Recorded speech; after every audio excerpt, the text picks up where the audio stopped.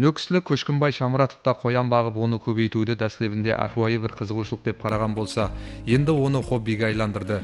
Бүгін оның үй алды қитақ жер майданы қоянлар менен толы. Мен баста төт қоянмен бастадым. Төт қоянды кейін неғылып қызығушылық бастанды. Наманган viloyatidan алдырдық. Новый Зеландия породасының төртеуін алды бенде. Қызығушылық бастанды, сол төртеуі 30-дан зет болып туылды. Қазіргі күнде бір 100-ден зет қоянымыз бар. Сол аз сақталатыны тез көбейеді екен, тез неғылады екен, азық анау-мынау танламайды екен. Шаңырақларда 6 ай бағылған қоян 3,5-4 килограмм көш береді. Ең бастысы қояннан 16 хатте 20-ға шамалас нәсіл алуы мүмкін. Көші диеталық өнім сипатында тауық көшінен жоғары тұрады. Олардың тез көбеюі һәм өсуі сарп етілген қаржылардың тез қапланып кетуін тәминлейді. Себебі қоянлар жыл давамында 5-6 мәрте хатте 10-ға шекем балалайды. Ұлыма бір қояннан жылына 50-60-ға шекем көжек алуы мүмкін. Қоян тез өседі һәм көбейеді. Ең текарғысы үй алды қитақ жер майдаларында қоян бағу онша көп қаражет талап етпейді. Республикамызда бүгінгі күнде тикарынан ақ великан, Жаңа Зеландия, күлірен великан, Россия мордері, шинчилла нәсілдері көп бағылып жатыр. Бұл нәсілдер тез көбеюі салмағының ауыр келуіменен айрықшаланып тұрады. Көшкінбай Шамратов тәжірибе сипатында Жаңа Зеландия нәсілді қоянларын бағып, бүгінгі күнде дәслепкі нәтижелер көзге тасланып жатыр.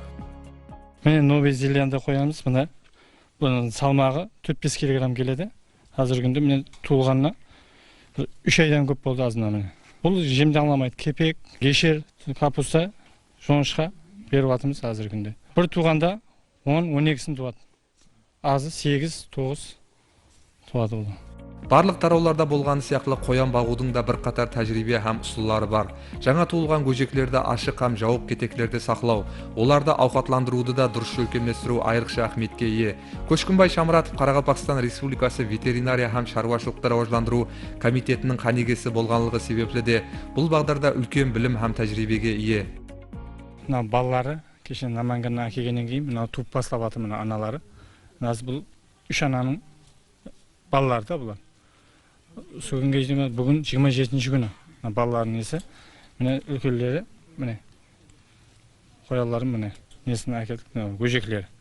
27 күн болды. Бүгін бүгінге ұсынды дәрежеге жетілсін қоянларымызда. Мынау анасы. Міне. Анасы да міне бірінші туым. Бірінші туымы көжеклері бір туғанда 8-10 соған шейін туылады. Бұлар 40-45 күнде анасынан айырылып аламыз. Анық жүремінсе 60 күнге дейін анасының қасында жүреді. Сүтіне жүреді. Соны 60 күнге айырып аламыз. Har qanday тынымсыз минеттам ізлену мақсатқа ерісудің тикары. Бұны біз бүгінгі күнде қояншылықпенен шұғыланып атырған Көшкінбай Шамратов мысалында да көрдік.